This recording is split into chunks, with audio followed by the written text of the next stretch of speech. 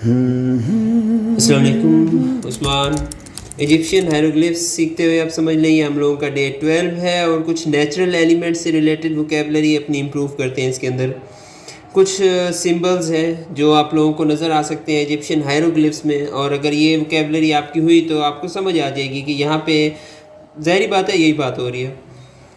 ये जो सिंबल है इसे रॉ की तरह पढ़ेंगे और ये सन को शो कर रहा है, बहुत ऑब्वियस है, सन को शो करता हुआ रॉ का सिंबल है।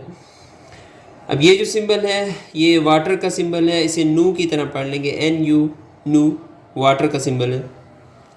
अब ये जो सिंबल है इसे स्टार कहेंगे, ज़ाहिरी बात है पता लग रहा है, उसे सेबा की तरह पढ़ेंगे, सेबा।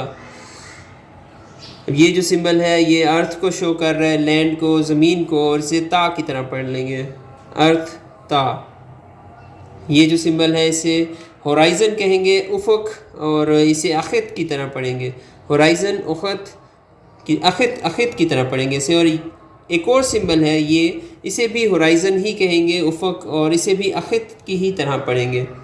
तो दो सिंबल है हम लोगों के पास होराइज़न के लिए। अब ये जो सिंबल है ये मून है और इसे या की तरह पढ़ेंगे, मून चांद का है, क्रिसेंट मून है, और इसे या की तरह पढ़ लेंगे।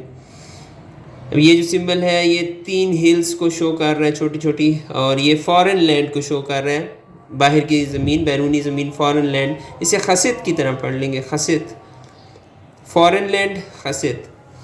और फाइनली ये जो सिंबल है ये मेटल को शो कर रहा है, ये आयरन को भी रिप्रेजेंट करता है, इसे बिया कहेंगे। अगर आयरन को रिप्रेजेंट कर रहा है तो बिया, और कॉपर को भी रिप्रेजेंट करता है तो इसमें इसे हेमेत कह देंगे, कॉपर हेमेत।